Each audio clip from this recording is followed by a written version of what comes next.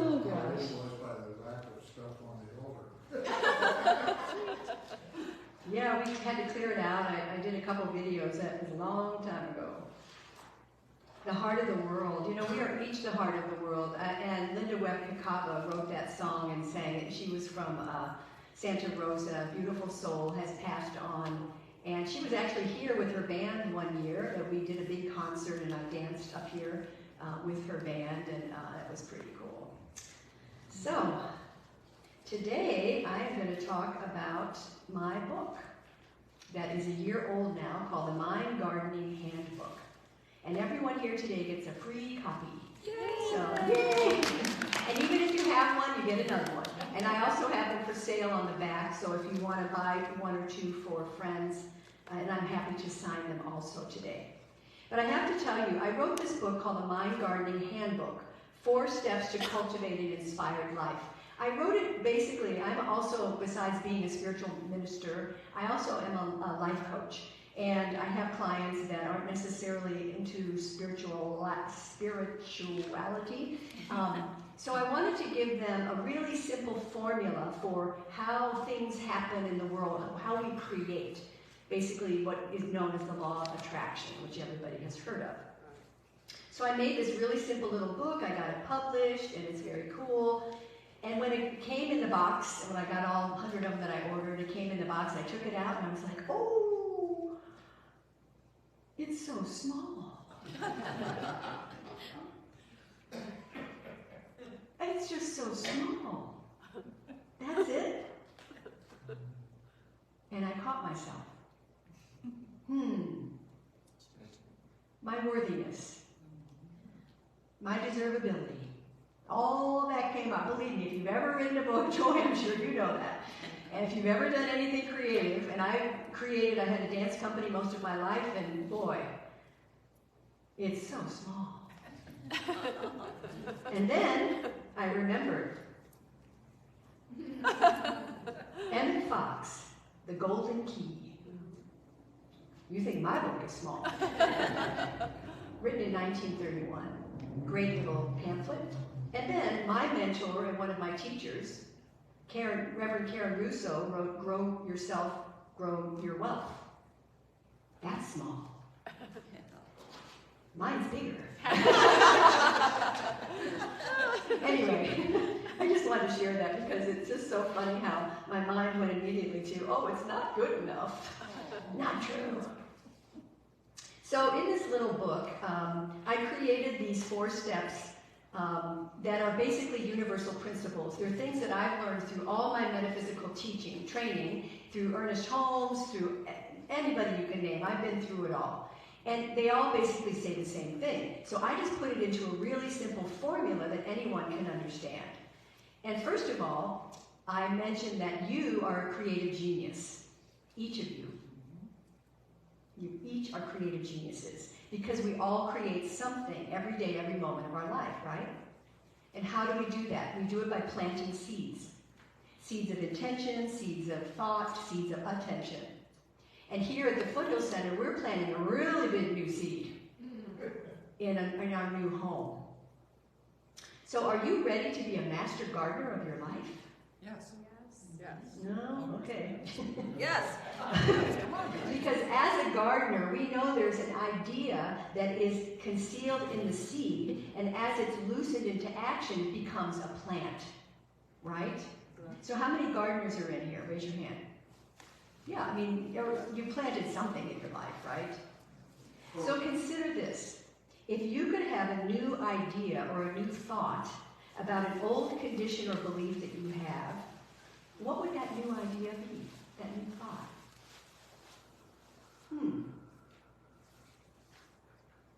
It just opens the door of possibilities. So when we get stuck, I find for myself, when I get stuck or I get up against a door, anybody ever have that? That I can say, what would be a new idea around this for me? What's a new thought? Instead of, again, with this center, it can't be done. What if our move is really not that hard? Think how that lightens it up. So whatever you're struggling with in your life or going through that you feel stuck or hitting a wall, just start asking that question. What else is possible? Isn't that what Reverend Sarah said? What else is possible? Because it lifts us up into a higher understanding, a higher consciousness. So, you may have heard of the creative process. It's a principle of life. It's the way in which the universe works. Now, I'm not going to read all this verbatim, but I'm going to just refer to it. It's a process by which our thoughts, beliefs, and decisions of our subconscious mind become our life experiences. I know you've heard this before, but you're going to hear it again. It's even referred to in the Bible. It is done unto you as you believe. Believe's the operative word there. We can say all the affirmations in the world we want, but if there's a part of us deep inside that does not believe we are worthy, that thing will not appear. You know, the famous Napoleon Hill wrote a book called Think and Grow Rich. Have you heard of that? Yes. And he said something like, if the mind can conceive it and believe it, it will receive it. But the operative word there is believe it. Because so many times, I don't know about you, but I've realized that I just don't really believe it. I don't believe it can happen. So, this law is called the law, with a big capital L. I fought the law and the law won. That's the truth. It's the law of cause and effect. It's the law of attraction. It's the law of mind. It's not a human law. It's a spiritual law. And remember gold nuggets today. And also you're going to have a test in the end. And this law acts impartially. No one is exempt from it. The law of mind is just like the laws in nature. The soil accepts the seed, and you put it in the soil, and it grows.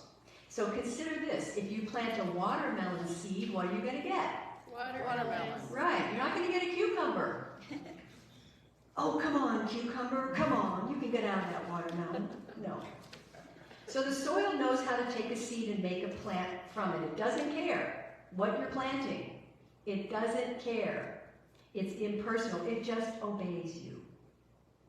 So we, in our daily lives, are dealing with the law of mind. So it knows how to create without knowing what it creates. It just frankly doesn't care. It just will create whatever you keep planting. So whatever you keep affirming, I'm sick, I'm upset, I'm worried, I'm poor, I'm never do this, I can never have that, blah, blah, blah, blah, blah, blah, blah. Anybody ever do that to themselves? So those are seeds you're planting. We just want to pay attention to that. The good news is we can decide and choose to plant something different. I like that. So God's seeds of worry, doubt, and fear, well, guess what? You're just going to get more of it. So our founder, Ernest Holmes, in The Science of Mind said, conscious thought is the starting point of every new creation. Trained thought is far more powerful than untrained, since the admission that thought is power gives it added power. So we learn here in The Science of Mind at the Foothill Center how to, with practices and classes and tools, how to train our thoughts and do what we call mind our mind. Mind your mind, right? Think a new thought, plant a new seed.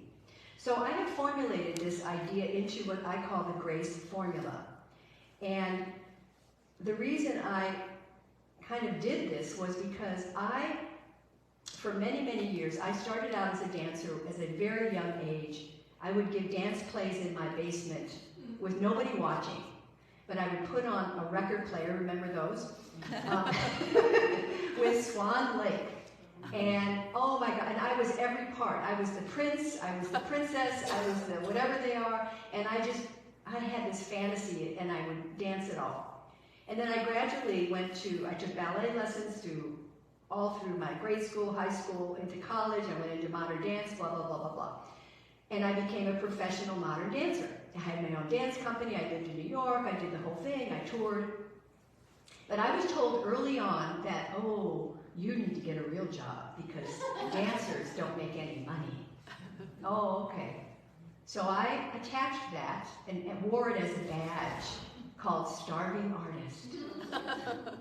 And I proudly wore that badge for a long time. And you know what that badge did for me? Zero. It made me not have funds, not get the grants I needed. I paid my dancers before I paid myself. I struggled a lot. But after I learned about the law of attraction, after I studied metaphysics more, I realized that that wasn't serving me. And so I started changing my mind and planting new seeds. And once I did, I went from a starving artist to a thriving artist. And look at me now. I'm a minister. Now, where did that come from? I don't know. Yet, I know that I've been led here for a reason. So what badge are you wearing these days? And is it serving you? Take a breath with that. And if you're having difficulty, contact a practitioner. Amada and I are always available to support you. And also, you don't have to contact a practitioner just when things are low.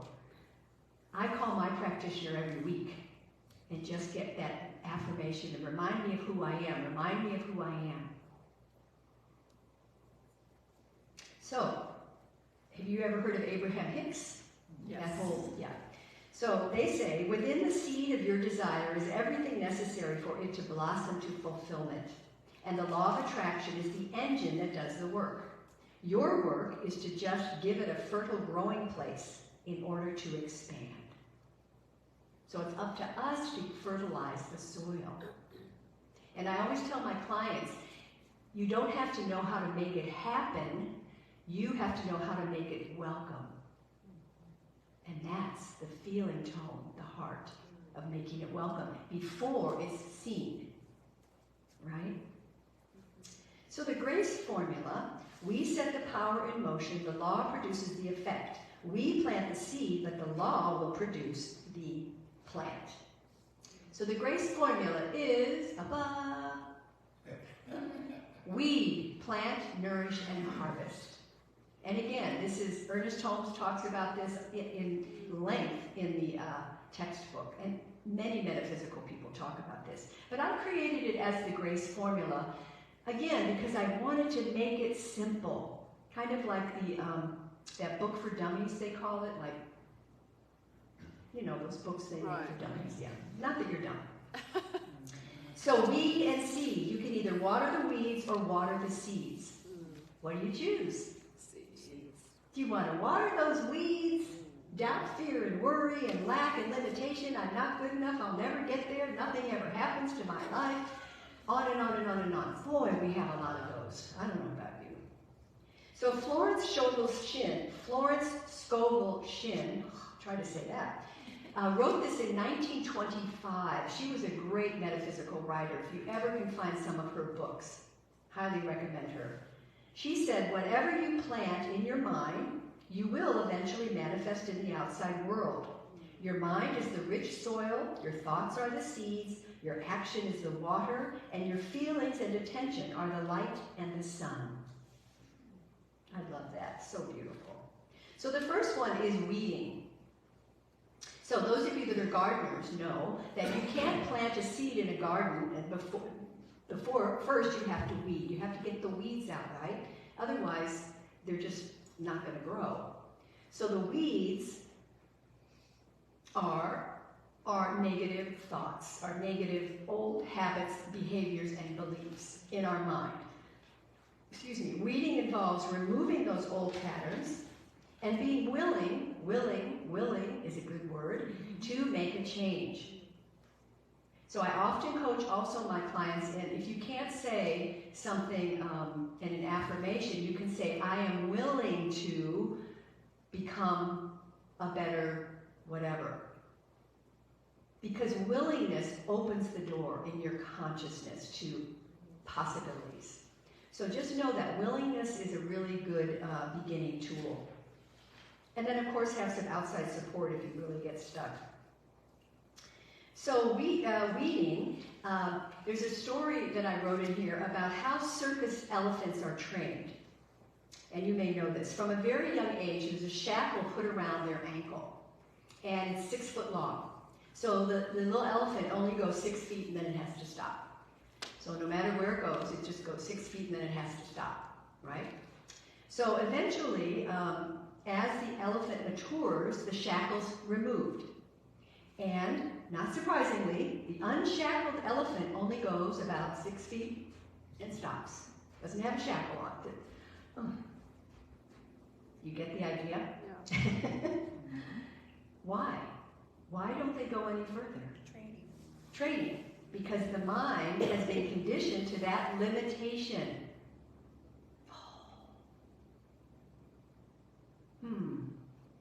This is good food for thought, isn't it? Because we can really look back on what is limiting me? What's that little shackle? So do you have an old limiting belief that may be holding you back? So in the book, there's spaces for you to write down things. And it's important to write.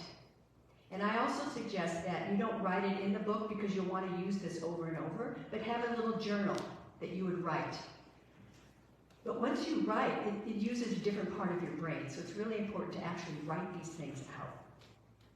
So, I invite you to affirm with me, I gratefully pull up the old weeds of doubt, worry, and fear. I gratefully pull up the old weeds of worry, doubt, and fear. And I make room for new seeds of possibilities. And I make room for new seeds of possibilities. Take a breath. Because this is going to be your homework later today or tomorrow, or sometime this week when you get your book. The second in the GRACE formula is planting. So what seeds do you want to plant? Seeds of imagination, seeds of possibility, seeds of new ideas. And remember, you can't harvest your good if you don't plant the seed. How many times have I asked people, so what is it that you really want? And they don't know. So you want to be very specific because you can't harvest it if you don't plant the seed. And remember, the law always says yes. So think about, what do you want? What do I want? So in the book, after you've written down your old beliefs, then you write down its opposite in a more positive way. So for instance, if I wrote down in my weeds that I just work too hard, my life is hard, my seed that I might plant could be, I'm willing to know my life is in the flow. And just write something that's kind of the opposite of it. So let's affirm together. I gratefully pay attention to the direction of my thinking. I gratefully pay attention to the direction of my thinking. And I plant only those seeds that move me in that direction. And I plant only those seeds that move me in that direction. Of my desires and dreams. Of my desires and dreams. Today I plant the seed of. Today I plant the seed of. Close your eyes, think about what that is. Visualize yourself planting it. Yeah. Then the third step is nourishing or nurturing. Oh, in the book it's called nurturing. Huh. Okay. Have you ever heard of the saying, the grass is greener on the other side? Yes. Well, why do you think the grass is greener? Because it's being watered. Ah, so that's the nurturing and nourishing part. We have to nurture the soil in order for the plant to grow and flourish. So the soil in the garden doesn't reject what's planted. It doesn't say, oh, you can't plant lettuces this year. The soil, again, job is to just accept it and begin to create a likeness of the seed it was given. Think about an acorn. I just love that reminder. That little acorn has within it the idea and the possibility of a giant oak tree waiting to be released. So there's a seed in you of something magnificent and great that's just waiting for you to recognize it.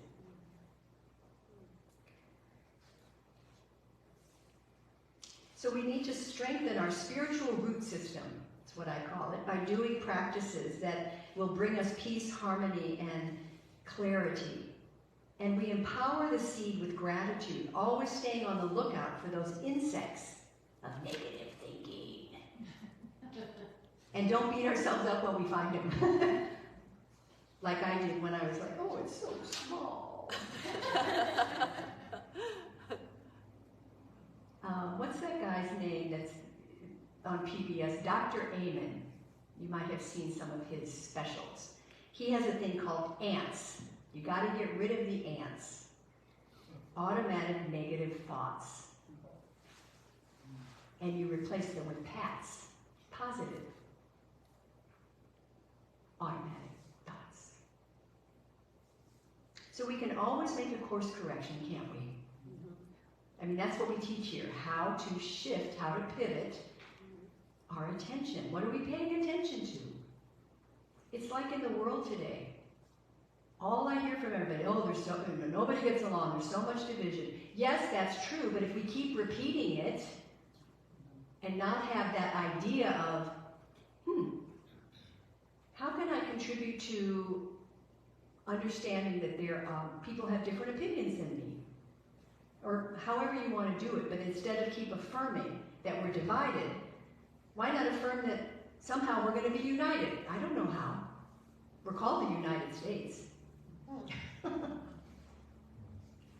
So then you'll write some things, and let's affirm, I gratefully do my inner work through my heart.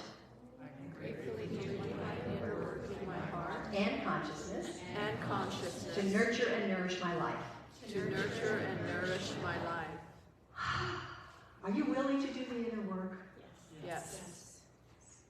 And if not, again, work with a practitioner.